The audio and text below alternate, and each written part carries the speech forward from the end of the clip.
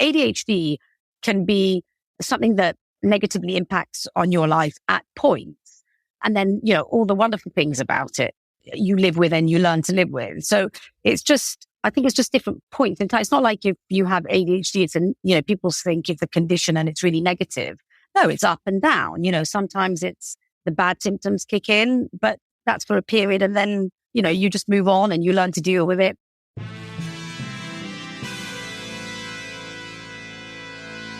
Thomas Edison, Richard Branson, John F. Kennedy, Mozart, Michael Jordan, Will Smith.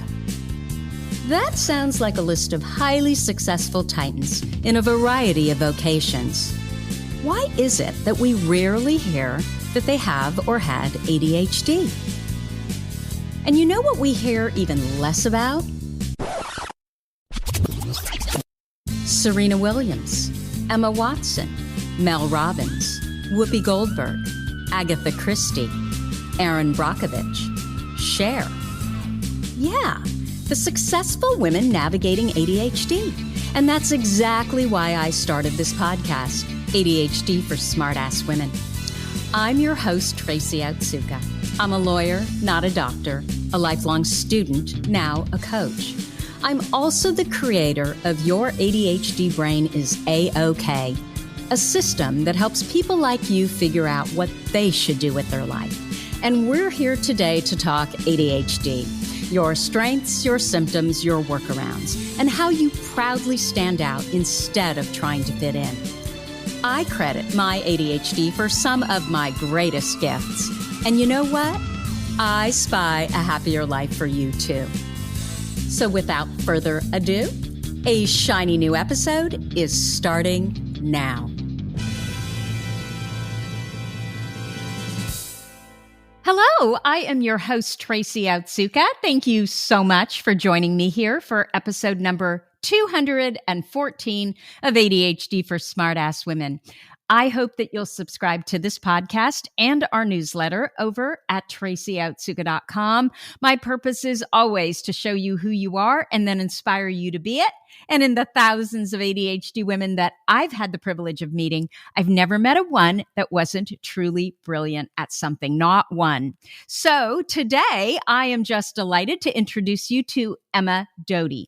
Emma is the founder of Emma Dodi Cakes in London. She started her business in 2016, and it is a luxury cake and hand-painted macaroon business that operates from Emma's studio in Battersea.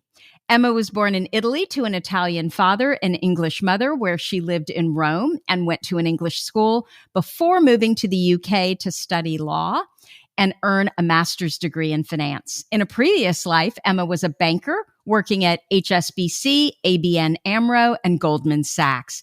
This banker turned baker not only runs Dodi Cakes, but also a very busy household with 4 children, ages 8, 10, 12, and 14. So there's a lot going on. And luckily, her husband is quite hands-on. Emma, welcome. And did I get all of that right? Thank you very much. And yes, you did. Perfectly right.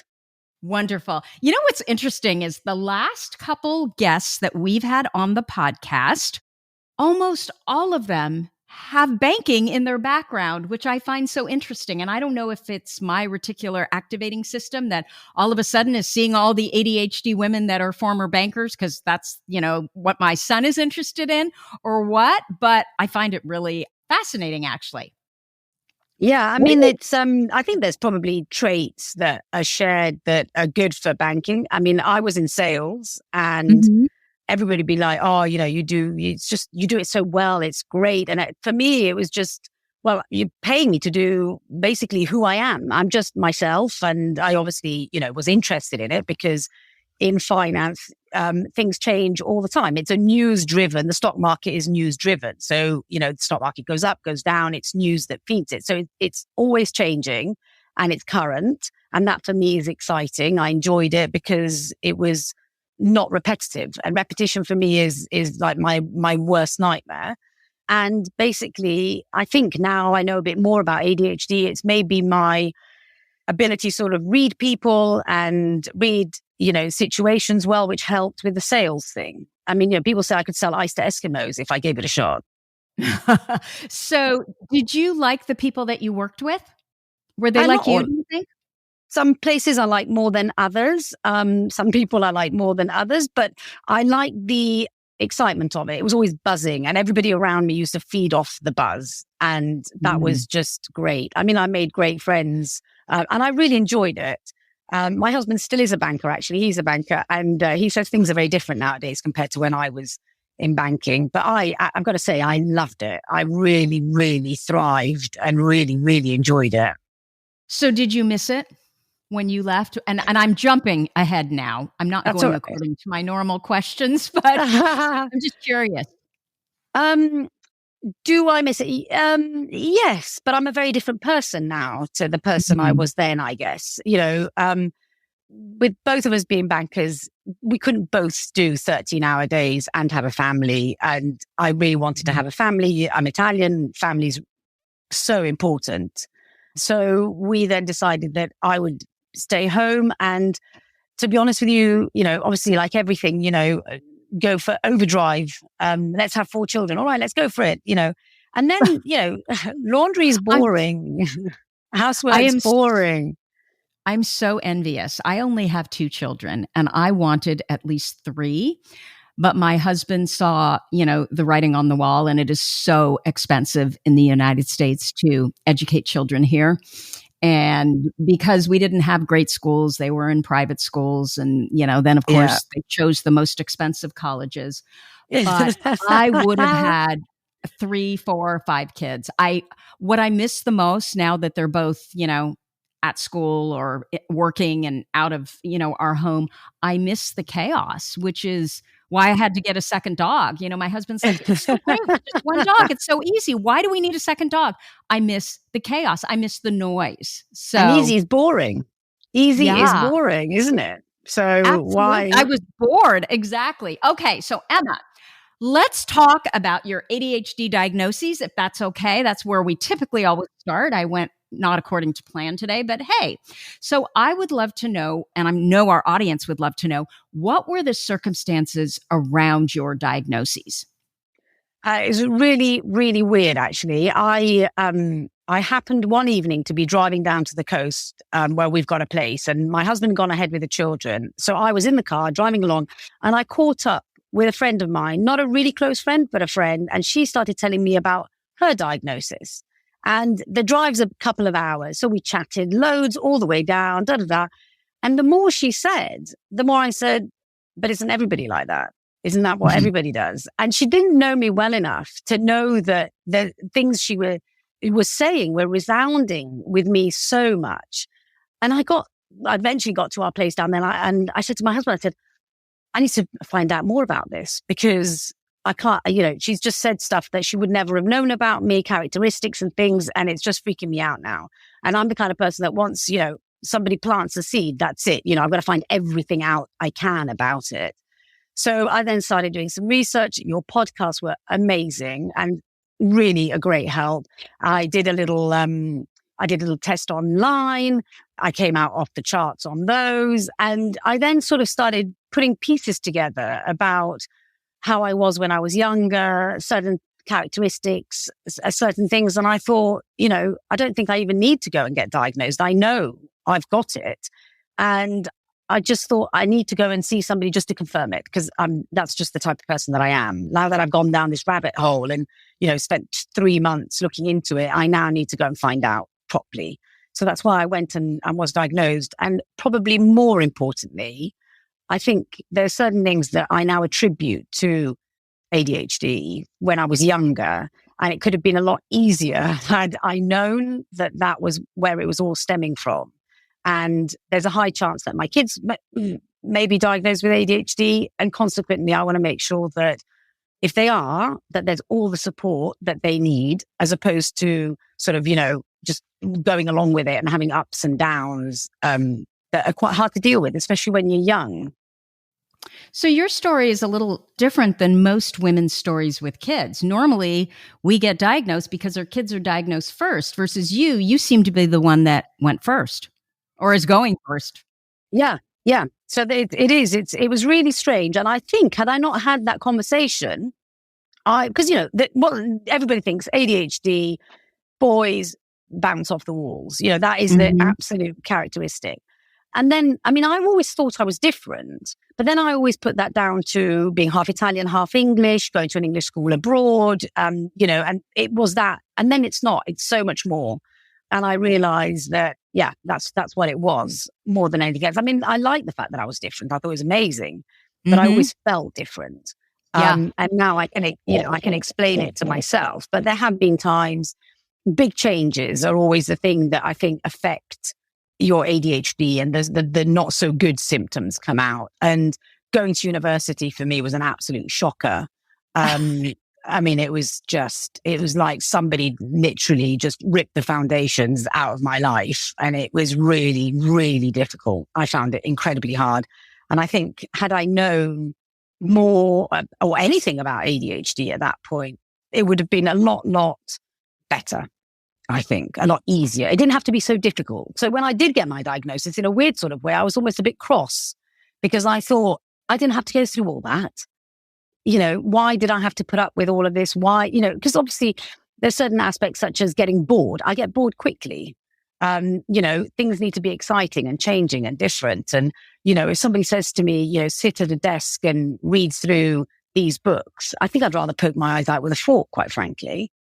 So when did you get diagnosed? So I got diagnosed in July of last year. So it's not been very long. Not at all. And you alluded to this, but once you knew it was ADHD and you had the benefit of hindsight, what are some of the symptoms that you always wondered about, but now it's like, duh, it was ADHD? So, talking too much, oversharing, just a ridiculous amount of energy, which then it gets sort of channeled into if I have a new idea, a new thing, that's all I can obsess with. I can just go on and on and on about it. So if somebody tries to divert the conversation, I'll bring it back, which can be quite annoying, quite overpowering, interrupting people the whole time, all the time, because I've moved on. I know I've sort of heard the answer. Let's move on. Next thing now. Otherwise I get bored. So all these things that I thought was like, oh God, I'm just a bit rude or whatever, or just looking for that next bit of excitement. That was there was that. And then the negative things, such as the anxiety, the total, I now know has a term, the imposter syndrome, the fear of, not being liked or looking stupid, all these sort of aspects, which, and then the worst thing is people saying, oh, but we've all got that. We're all a bit like that. I'm just like, right, all right. Just, don't need to go there. But so those, I'm like super ADHD all over, basically. My husband thinks it's hilarious. Did you struggle in school, or was school easy for you? School was easy. I did well at school. Okay. So there was never a problem there, but what about socially in school?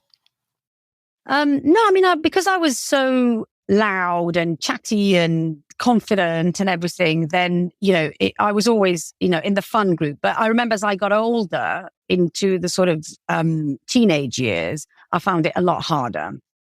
And why trickier. Was that? Just, I don't know, maybe feeling, I wanted to be seen as fun and cool and this, and always worrying about that. And, just feeling I wasn't quite, up to what everybody else was doing, and just doubt, silly doubt, really, now that I look back on it.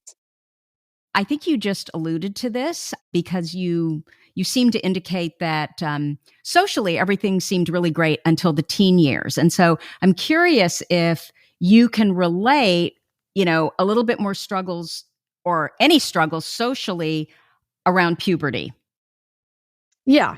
The thing is, how much of it is because, everybody has doubt, everybody has, because of hormone changes and whatever, and how much of it can you attribute to your ADHD? I don't know is the answer. But what I would do is, so basically if, kids can be cruel. So if somebody would say something a bit mean, which was maybe said as a joke, it would be like a sort of a spear through my heart, I'd just be like, oh God, and you'd sort of sit and run it over in your head 450,000 times, something that was maybe just an off the cuff, silly comment. So that was, just sort of obsessing with things was quite hard. But then you learn to hide all of this. You don't show it, do you? So you just show the confident side. You show the fact that you are socially fun, and you tell jokes, and you've got a big character and everything like that. And all the other things, you just sort of hide them from everybody. Or you then sort of, in public, you're all, bright and lovely. And then you have your downtime at home where you don't utter a word for, hours, because you're done. You've said every word that there was to say, So in the email that you sent me, you mentioned two things that I thought were interesting that I want you to expand on, if you would, please. You said that you can shut yourself out of all social situations and ghost people. Yeah. What does that mean? What do you mean by that?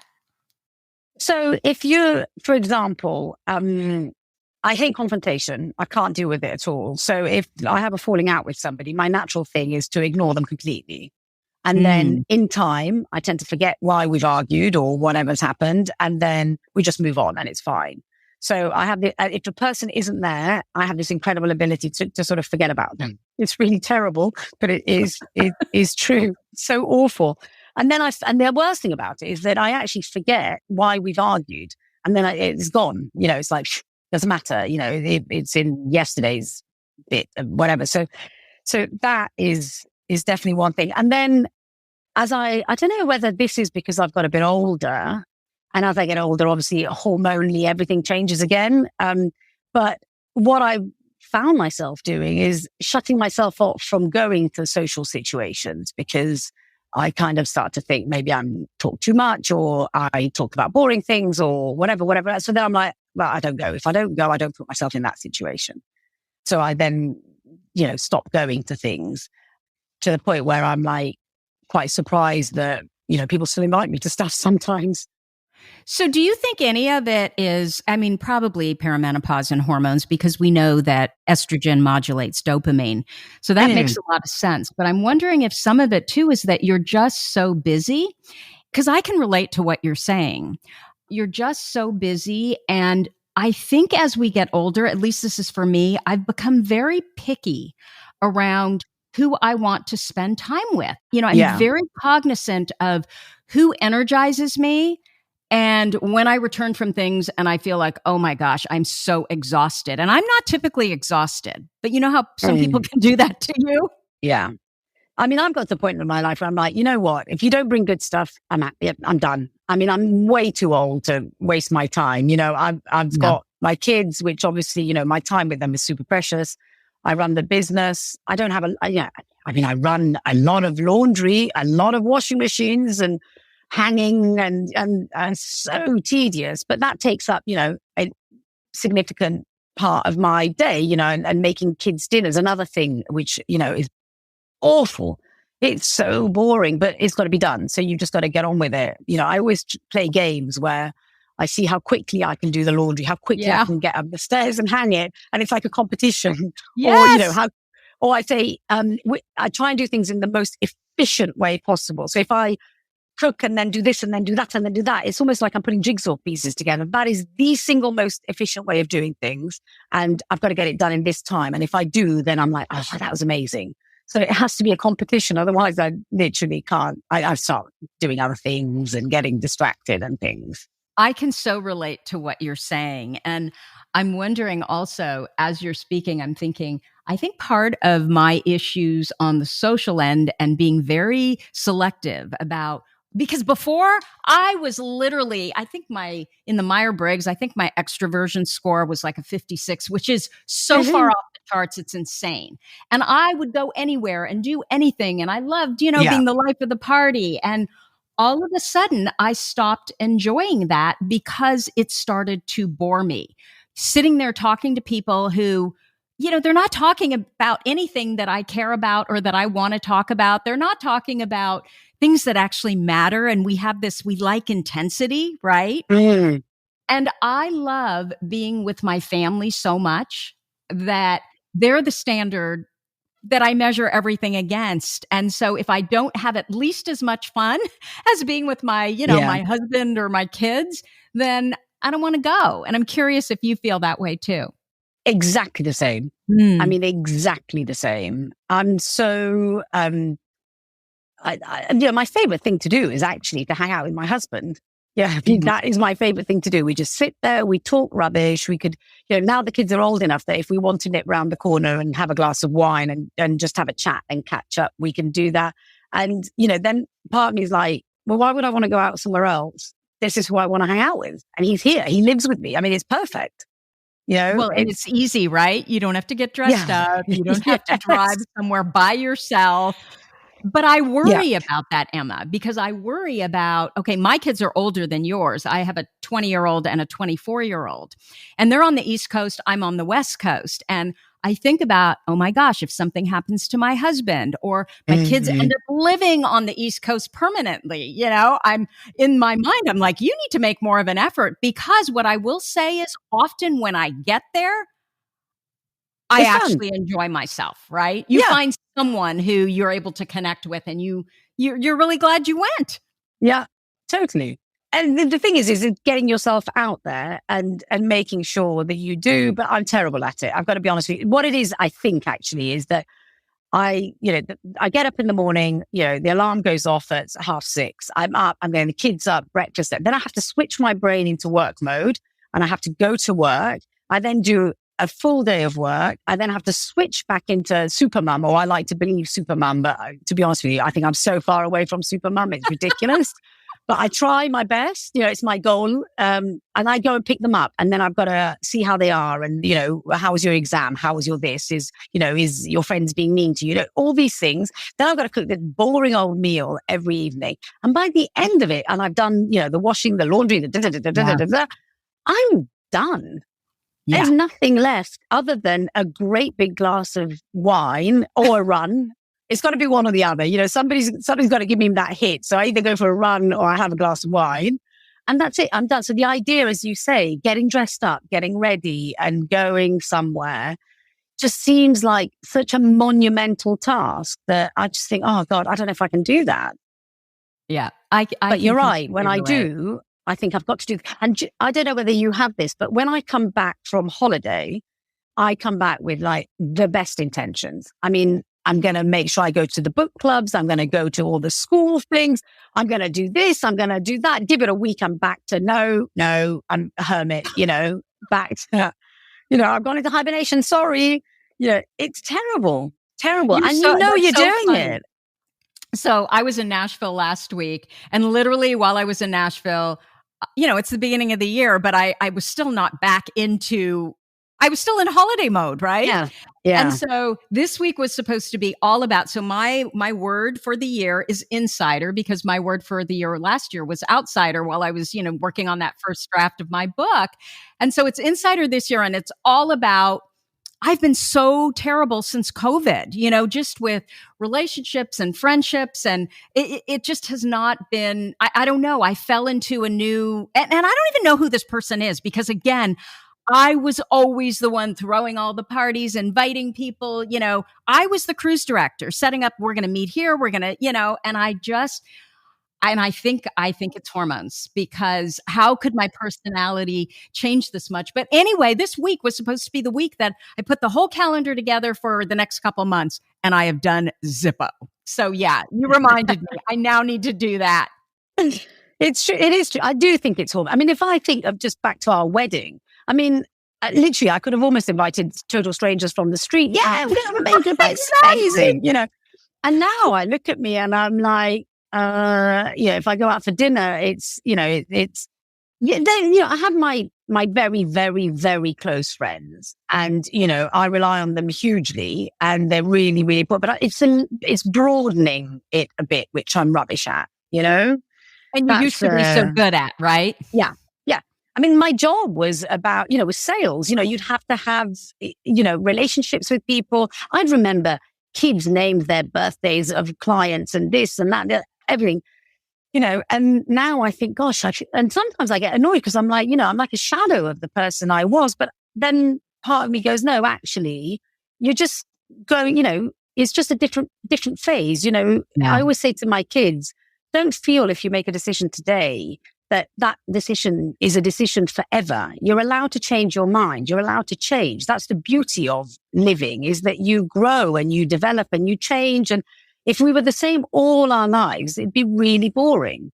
So actually changing and being different, I think, is really fun and exciting. Maybe when my kids leave and go to university, if I have 2 pennies left, at the end of it, I'm like, I'm going to go and travel the world. I said to my husband, let's get a Winnebago and go, and yeah, then you don't have to go back, with a Winnebago, you just keep on driving, you don't have to go back to. And so I wonder if for us, it is more the thought of being how we used to be, right? That socially everything was so easy versus now we are different. We have changed, but we still hearken back to, but, right? We want to keep it all. Yeah, I guess it's also you want to be young again, it's time's passing really bloody quickly. And, yeah. All of that. And then, I think the one thing I look back sometimes, I think, where's the confidence gone? It was like a steamroller, where's that confidence gone? Now there's a lot more doubt that creeps in, a lot more doubt. And again, I think that must be, maybe because I'm slightly, but I think it's hormones. Yeah. Because we should have more confidence, don't you think? Well, yeah, exactly. I mean, we I have forget all these about experiences, right? Yeah.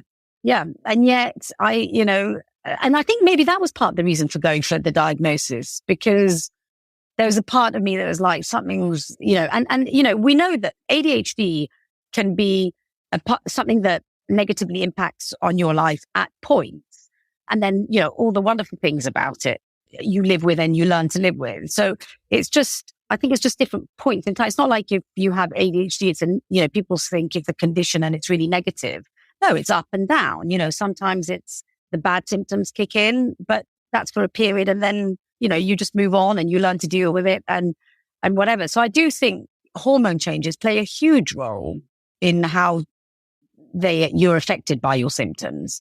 Well, and Emma, I suspect that if I were to ask anybody about Emma, the first thing out of their mouth would be, oh my gosh, she's so confident, because that's how you come across, correct?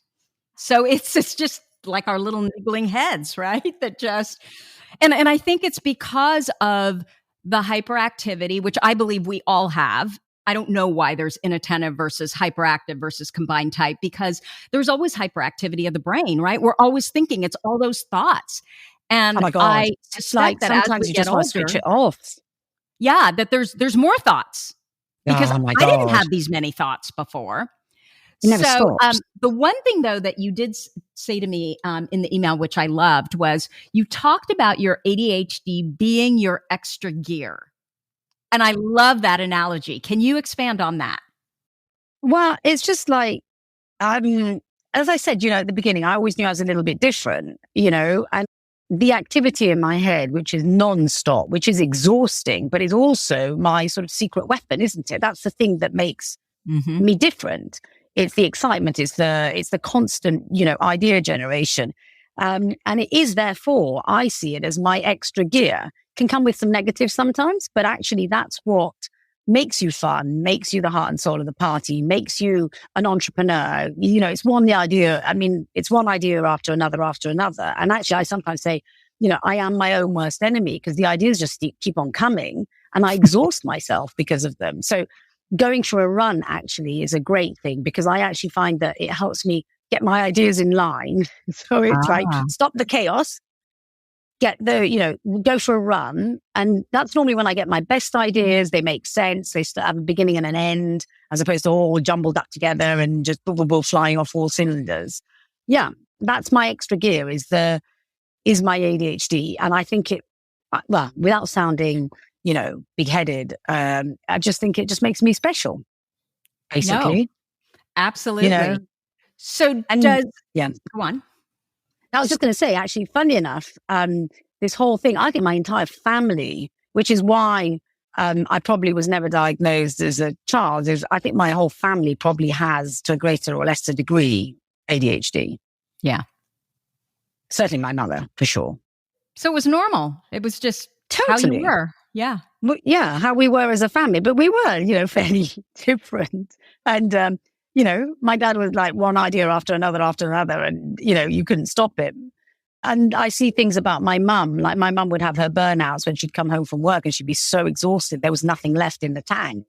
And I understand that now. I look at it and I'm like, yeah, I think, she's not diagnosed. I don't know. Who am I? Yeah, I'm not qualified, but I remember things of my youth and her. And I think, yeah, that's, I think what it was. So how can you identify it in somebody if you don't know about it, kind of thing? Yeah. If you think that isn't everybody like this. Precisely. Because everybody personally is. Yeah. And I would say that probably most of the people I choose to hang out with have got it as well, quite frankly. Yeah. Just because it's more fun. Does medication work for you? Have you tried it? I have. Yeah, I have. And I was really reticent and I ummed and ahed. I'm not one to take medication full stop unless I've got a hangover and then, ibuprofen, please. But, that's kind of the maximum. Yeah. So I was really mixed about it. And in the end, I thought, the reason why I decided to take it was because I thought if my children develop symptoms and show symptoms, I don't want them to take anything I haven't tried before. So that was the actual reason why I decided I would. And it was amazing. In what way? It was quiet. Oh, if that makes sense. Thoughts? Your thoughts just stopped? But they didn't stop, but they was just quiet. It's funny because my husband said, you've been looking out that window, not said a word. I was like, I know, it's really amazing. It's so quiet. It's so nice. I was like this. And then I remember thinking, gosh, is this how normal people are? Is this how they are? Is this how their life normally is? I was like, bloody hell, their lives are so easy in comparison. They don't have that noise, that constant noise that goes on and on and on and on. And so that was that.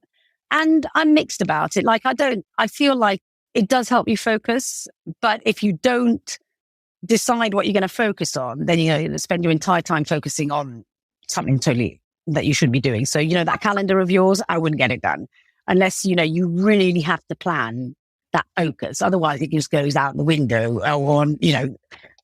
I did it the other day. I just started focusing on tidying the socks and pants drawer of all my children. I mean, why?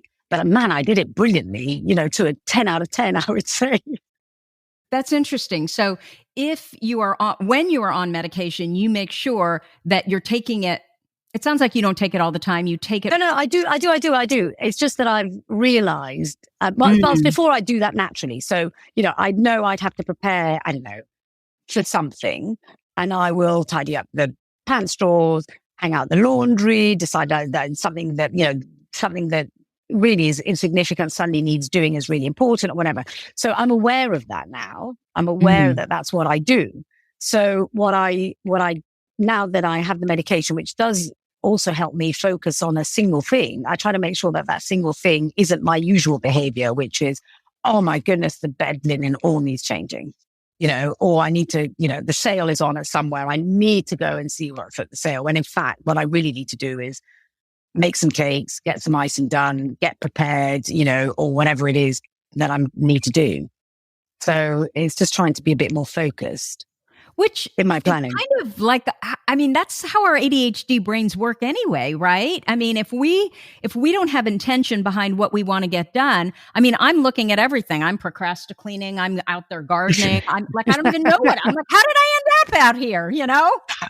Yeah. Yeah. It's amazing. It is. But what it does do is all the things that have become worse, I think, with hormone changes, they've gone away quite a lot. Oh, so the anxiety is gone. That sort of angst that you get in your pit of your stomach. I don't know how. That's the only way. Just weird angst that just sits in your stomach. That definitely has gone. Yeah, just the bad bits go. Well, that sounds like medication is very successful for you, and I'm jealous. Well, yeah, I don't know. I don't know how long. It might be a phase. I'll decide I don't want to take it next week. Who knows? But at the moment, I find it is helpful. Yes.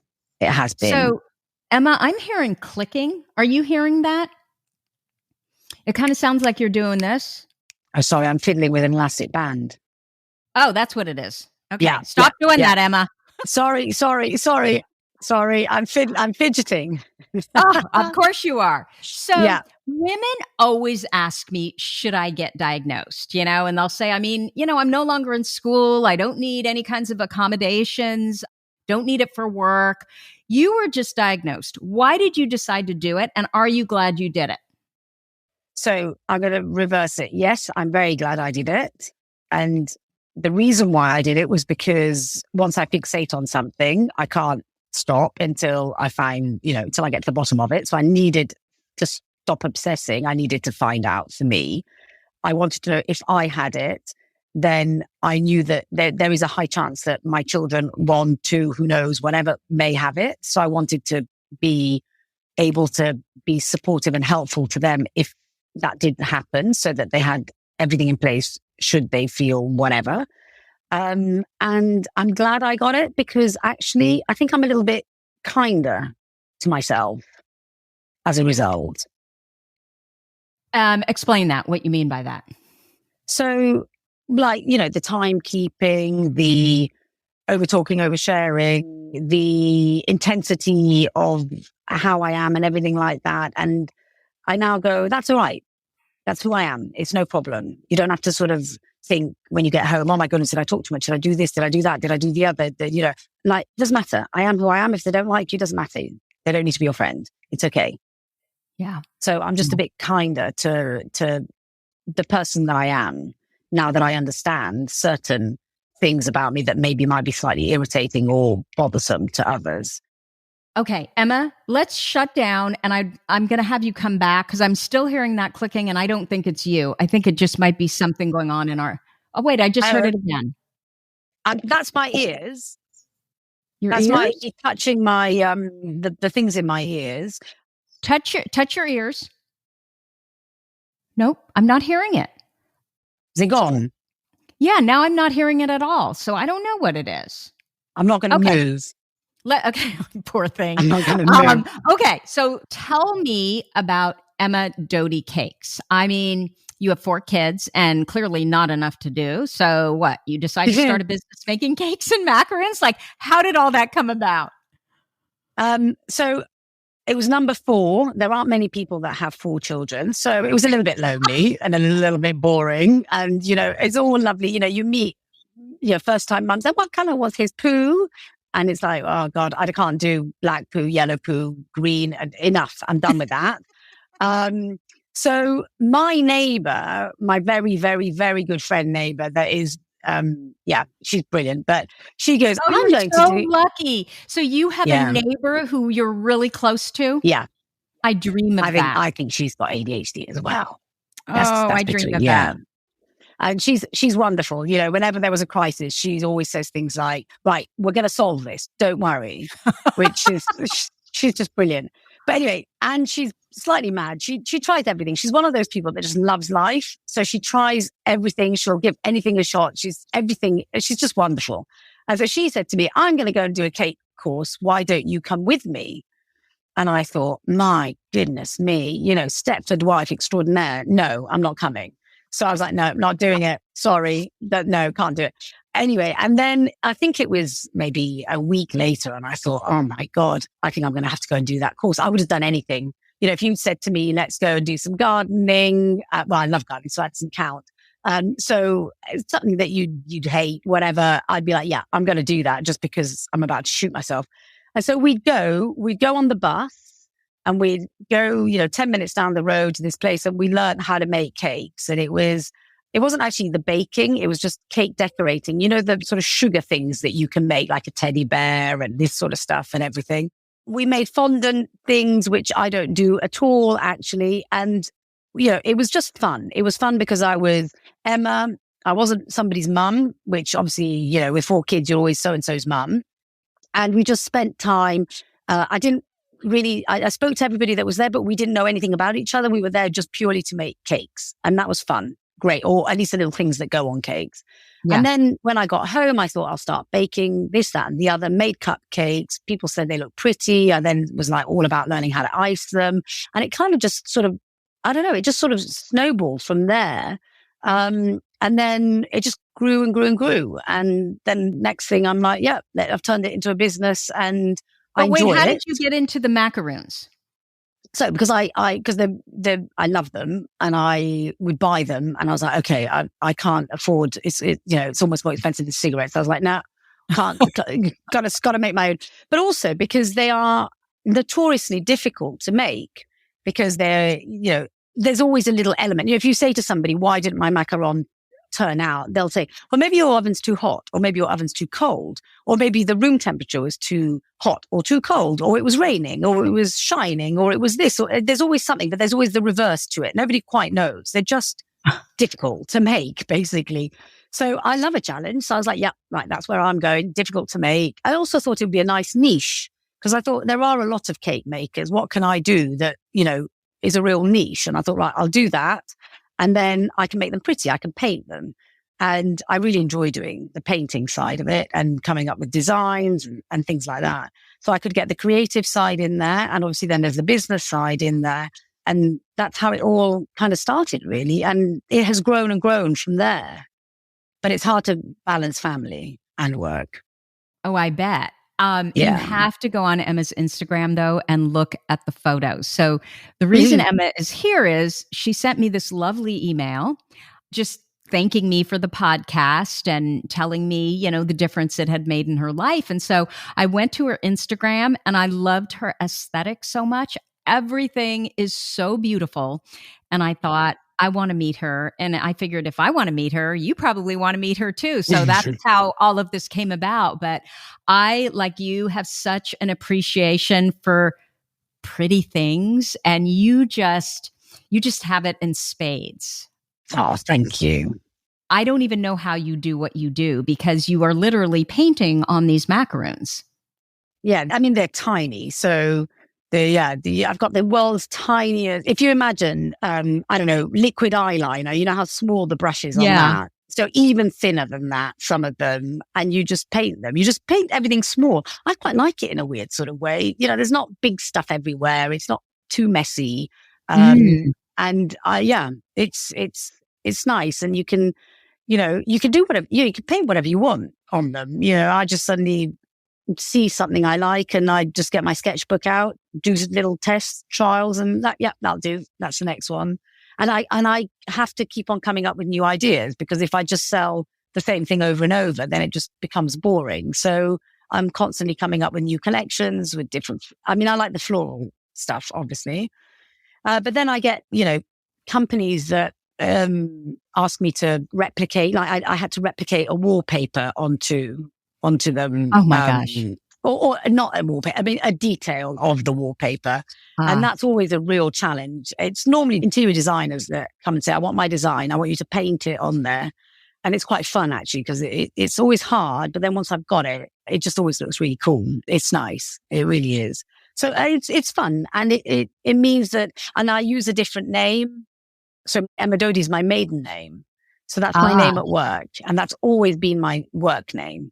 So then nobody has to know about my other life and who I am in my other life. It's a different name and the two don't go together. And it's great. And I love that separation. So did you figure out the macaroon formula? Can you make them regardless of what's going on outside? No. No. Really? I would say that 95% of the time, it's absolutely fine. But then sometimes it's just like, it's not going to work today. And I've just got to pack up and say, right, we're going to just give it another go tomorrow. Sometimes they just don't work. What does that mean when you say it's not going to work out? Like, would I look at the macaroon and I'd say, oh my gosh, it looks beautiful. And it's just your, eye that. No, it's because it doesn't taste right. Oh, really? Yeah, it's got to be like a little bit crispy on the outside and a little bit gooey on the inside. Yeah. And if it isn't like that, sometimes they can be too crisp or they can be hollow or they can be wonky. Nothing wonky leaves the studio. I'm such, oh my goodness, I'm such a pain in the neck about it's got to be perfect. Yeah, so sometimes it just don't work. I think even the world's most well-known macaron maker probably has bad days. It's just the way it is. Sometimes the egg whites, sometimes it's often the egg whites and the meringue, which is a bit of a pain, or you've mixed it wrong. But I can do 4 batches, 3 will be perfectly fine, and 1 just suddenly decides, no, I'm not working, sorry. Oh and my I've done gosh. nothing different. So that is the same batch. I mean, that's the same, it's Same the day. same conditions, same day. Yeah. That's crazy. I have never tried to make macarons, but now I think I might have to. Yeah, please do and let me know. Just for Yeah. fun. Yeah.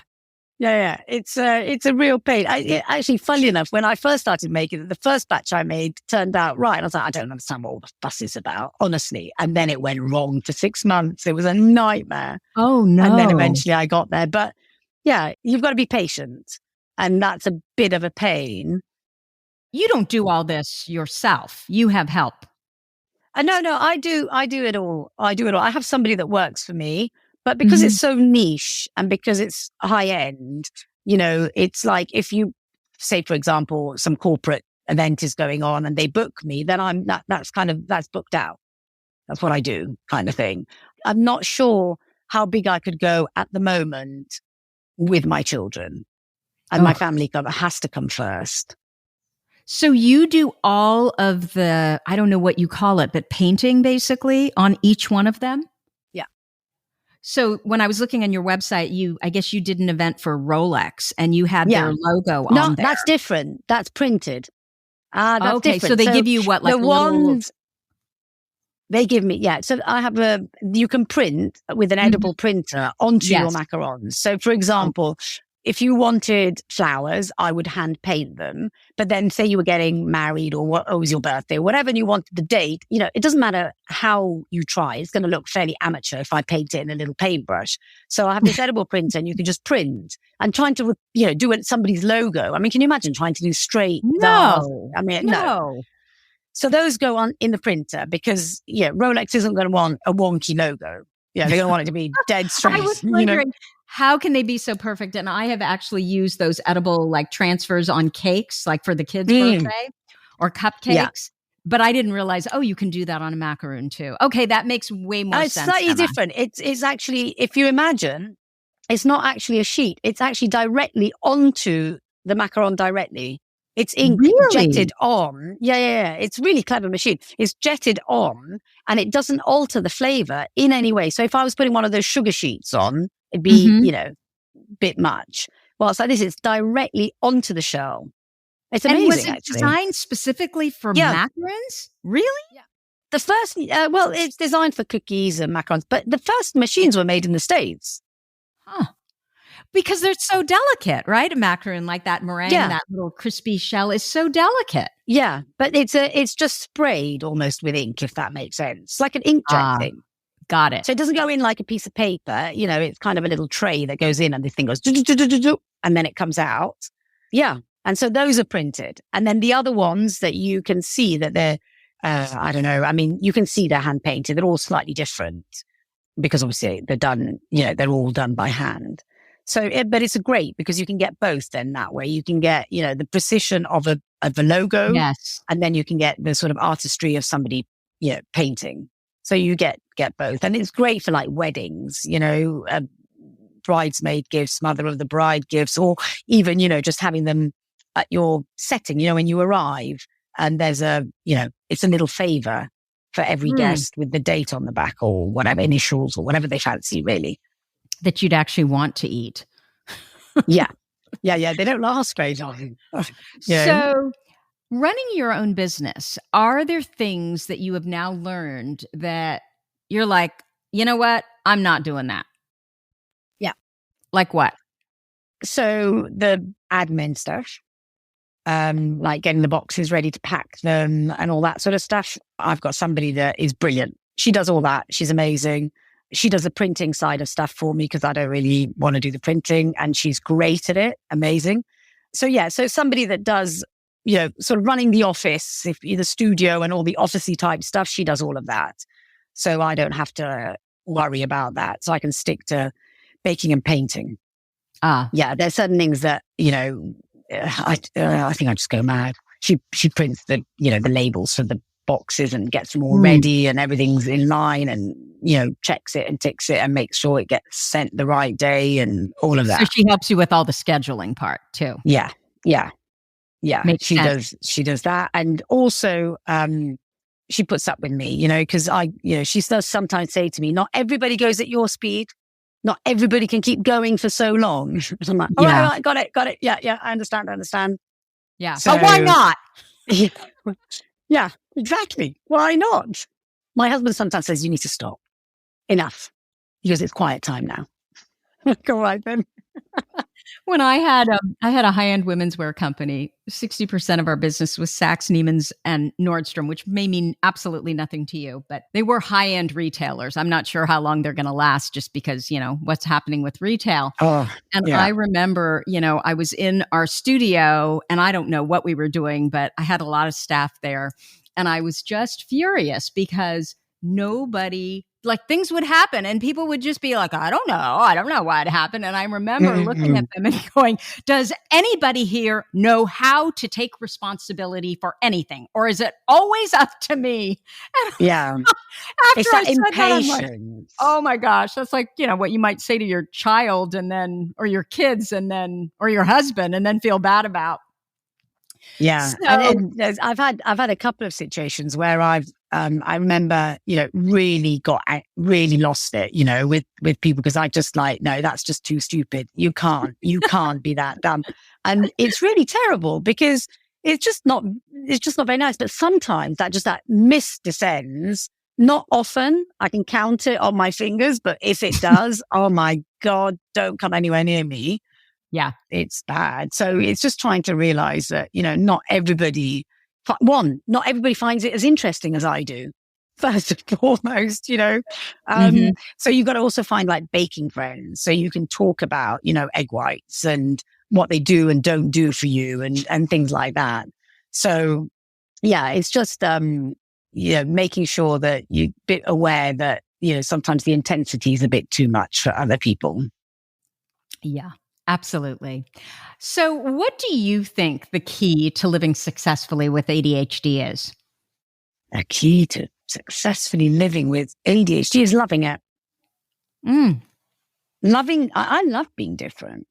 I think, as I said, it's my extra gear, it's my magic power. Funny if I told somebody and they went, oh, you've got a magic power. And I thought, yes, I do.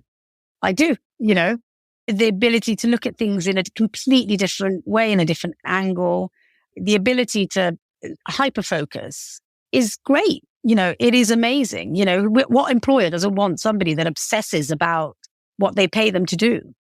I mean, it's wonderful. So I think that the best thing to do is just love it, embrace it. It's who you are. You can try and pretend you haven't got ADHD, or you can just, take all the good things and try and, manage the ones that are bad as and when they come. Yeah. And just not focus on it so much. The bad things. Everybody has things that they're not so good at. Whatever. Focus on the things you're really great at. And you know what else? Surround yourself with people that love you. Yeah. That is, forget trying to, know everybody, fit in with everybody. It's never going to happen. Just find your people and be with your people. And, they love you, even when you mess up, even when you're, 4 hours late or whatever it is that you're going to do, even if you say a thought comes in your head, it comes out of your mouth without you using a filter, which is, regular occurrence. Things like that,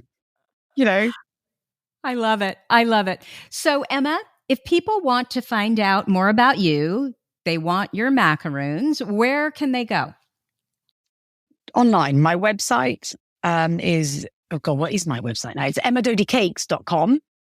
And then there's my Instagram, which is at Emma Dodi Cakes. And everything's there, basically. It's very visual, so it's great. Instagram's great because it's very visual. Wonderful. And are you okay if they have a personal question? Something they related to on this podcast, if they reach out to you? Yes, absolutely. And they should do that on Instagram? Yeah. Or just email me. There's a contact form on my website. Wonderful. I've got to say, just to pick up, your podcasts are amazing. What you're doing is incredible. I've got to say, I found it so helpful, so useful. And I mean, I literally was, listening to one after another and then going, yes, that makes sense. Now I understand that. Yes. And so thank you. Thank you very much indeed. Oh, thank you so much. obviously, well, not obviously, but, I talk about on the podcast, I meet a lot of women that come in and are guests because of messages that they send me. So I know it's making a difference, but I don't really know why. So I just keep doing it. Obviously, it's the guests, right? Just knowing that there's someone that you can relate to. It's a mixture because you cover so many things. Sometimes it's a guest, which is somebody like me that doesn't come from a medical background. Sometimes it's a guest with a medical background. Sometimes it's because you do a recap. I love it when you do your recaps and you split sometimes over the 2 episodes. You're like, well, I'm going to split it over 2 because there's too much to cover. So I'm going to do it over 2. And, just a recap and the fact that it's so easy because all through your, I don't know, for lack of a better word, ADHD journey, there are certain things that are more, or certain aspects of ADHD that are stronger or weaker. And actually being able to go through your podcast and go, okay, that's about, imposter syndrome, right? Okay, I want to find out more about that. Or medication. I listened to yours about medication. They were really helpful as I was deciding whether to try it or not. It's this catalog. It's like an encyclopedia of ADHD. And it's for women. I mean, it's amazing. Oh, well, thank you very much. I appreciate that, Emma. And I really appreciate you spending time with us here today. It was lovely. Thank you very much for having me. I hope I've been of some help or interest to somebody. And Absolutely. Thank you very, very much for having me. Absolutely. The next time I'm in London, I'm going to look you up. Please do. I'd love to meet you in person. Absolutely. So that's what I have for you for this week. Look, if you like this episode with Emma, let us know. Our goal is to change the conversation around ADHD, helping as many women as we possibly can learn how their ADHD brains work so that they too may discover their amazing strengths. As always, you're listening to ADHD for Smartass Women. Come join me at tracyoutsuka.com. Thank you so much for listening, and I'll see you here next week. You've been listening to the ADHD for Smartass Women podcast. I'm your host, Tracy Outsuka, and we're available on iTunes, Stitcher, Spotify, and Google Podcasts. Not coincidentally, ADHD for Smartass Women, it's also the name of our free Facebook group. We're a totally smartass community of successful, ambitious women who share our ADHD wins, questions, and workarounds. Join us at tracyoutsuka.com, where you can also find more information on our Your ADHD Brain is A-OK system. I spy a happier life for us, and I'll see you again next week.